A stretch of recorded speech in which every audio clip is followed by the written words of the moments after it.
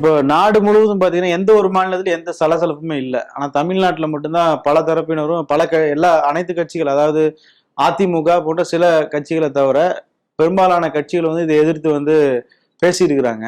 இதை எப்படி பாக்குறீங்க? மற்ற மாநிலங்களுக்கு இல்லாத ஒரு விழிப்புணர்வு இருக்கா, இல்ல இது நீங்க எப்படி பாக்குறீங்க?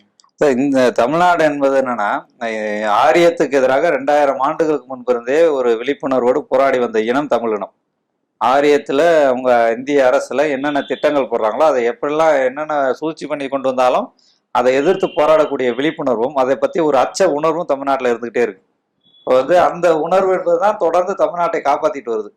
அதனாலதான் காஷ்மீருக்கு நடந்த உடனே இது தமிழ்நாட்டுக்கு நடக்கும்னு அங்க யார் பேசினார்னா, சிதம்பரமே பேசியிருக்காரு. நேத்து அங்க மக்களவையில பேசக்கூடிய மாநிலங்களவையில சிதம்பரமே என்னன்னா, தமிழ்நாட்டிற்கும் இது போல் நடக்கலாம்னு அங்க பேசியிருக்கிறார். என்னன்னா அவங்க அந்த மாதிரியான ஒரு தீவிரத்தோட இருக்கிறாங்க. இப்ப அதை பத்தி ஒரு அச்சம் தமிழ்நாட்டில் இயல்பா வருது. ஏன்னா இங்க ஏற்கனவே அந்த கோரிக்கைகள்லாம் இருக்குன்றதுனால ஒரு அச்சம் வருது. அவர்கள் தங்களுக்கு பிடிக்காதவர்களை தான் இந்திய அரசு ஒடுக்குறாங்க. அப்ப இந்தியாவிலேயே அதிகமாக பிடிக்காதவர்கள் யாருன்னு பார்த்தோம்னா, காஷ்மீர் எடுத்து தமிழ்நாட்டை தான் டெல்லி ஆட்சியாளருக்கு பிடிக்காது. அதனால்தான் இவ்வளவு அழிவு திட்டங்களையும் தமிழ்நாட்டில் கொண்டு திணிக்கிறாங்க. ஒரு அணுலை வேணான்னு போறாங்கன்னா 10 அணுலை வைக்கிறாங்க. அணு கழிவுகளை கொண்டு கொட்டுறாங்க.